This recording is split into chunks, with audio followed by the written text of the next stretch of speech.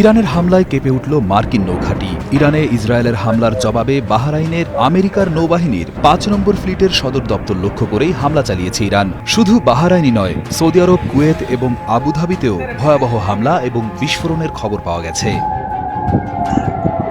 বাহরাইনের স্বরাষ্ট্র মন্ত্রণালয় বিস্ফোরণের কথা স্বীকার করলেও সেটি কিসের শব্দ ছিল তা নিয়ে তারা এখনও পুরোপুরি মুখ খোলেনি। পরিস্থিতি এতটাই ভয়াবহ আর বিপজ্জনক হয়ে উঠেছে যে কাতার, কুয়েত এবং সংযুক্ত আরব আমিরাত তাদের নিজেদের দেশের নাগরিকদের নিরাপত্তার কথা ভেবে ইতোমধ্যেই আকাশসীমা পুরোপুরি বন্ধ ঘোষণা করেছে। অর্থাৎ এই দেশগুলোর উপর দিয়ে এখন কোনো যাত্রীবাহী বা সাধারণ বিমান চলাচল করতে পারবে না।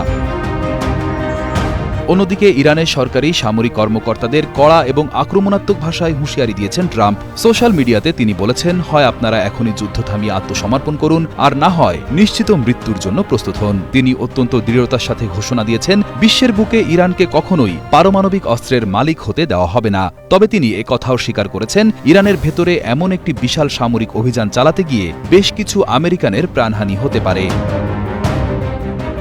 এদিকে ইরানও কিন্তু কোনোভাবেই ভয় পেয়ে হাত গুটিয়ে বসে নেই। ইসরায়েল এবং আমেরিকার এই যৌথ এবং আকস্মিক হামলার পরপরই তারা চরম প্রতিশোধ নিতে শুরু করেছে। তারা শুধু ইসরায়েলকেই লক্ষ্যবস্তু বানায়নি, বরং মধ্যপ্রাচ্যের অন্যান্য দেশে থাকা আমেরিকার বড় বড় সামরিক ঘাঁটিগুলোতেও ভয়াবহ মিসাইল হামলা চালিয়েছে।